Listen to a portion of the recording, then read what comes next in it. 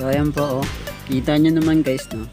So ituturo ko po sa halagang 35 pesos lang, may DIY magic gatas ka na. So ito po yung video, papakita ko po sa inyo.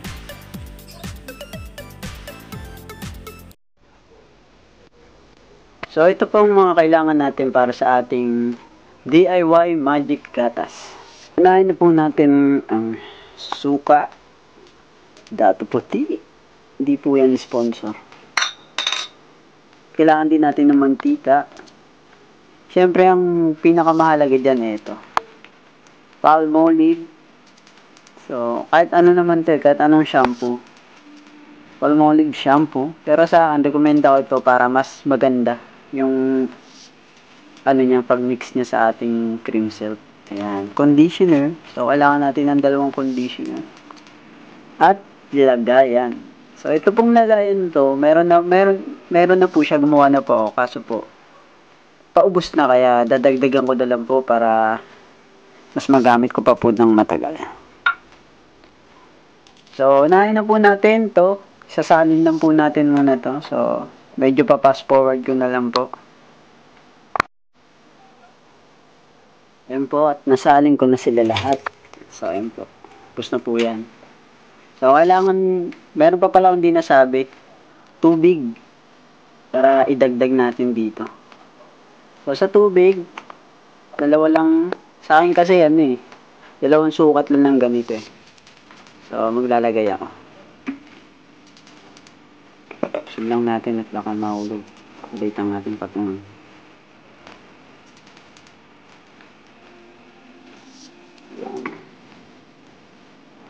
Pwede rin naman isa lang. Or depende sa inyo kung gusto nyo isa't kalahati. Mas maganda yung matansya nyo na hindi siya kadamihan at di rin katamtaman. So, isa't kalahating tubig na nilagay natin. At unahin natin itong mantika. Hirap. Mantika, lati lang natin. Yun. Yan. O, tagay na. Yun. Mantika. Sunod natin yung suka. Itong suka, kahit gaano karami yan ilagay nyo, hindi naman siya mangangamoy suka dahil may shampoo at conditioner. Mangangamoy, mabango pa po yan. Ito pong suka, yan. Medyo kalahati na po siya. Saran ulit natin. Yan.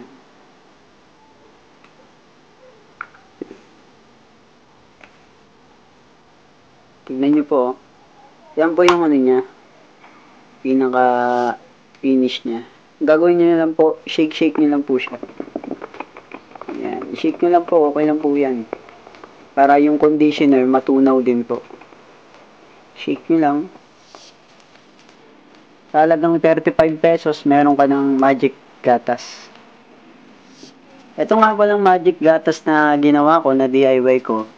1 taon ko na po siyang ginagawa.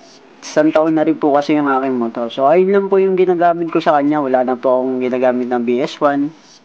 At, ang kinaganda na ito, yung acid rain, matatanggal niya rin yung acid rain. Yun yung kinaganda na ito, kaya lagi ko siyang ginagawa. Siyempre, kung sa mura lang, mas maganda pa.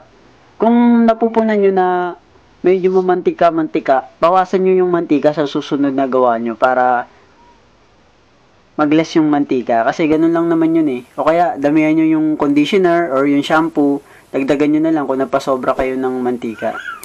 Maraming salamat at pinanood mo tong video ko. So, huwag niyo pong kalimutan mag-like or comment. Comment down below lang po. So, thank you po. Salamat ulit and ride safe.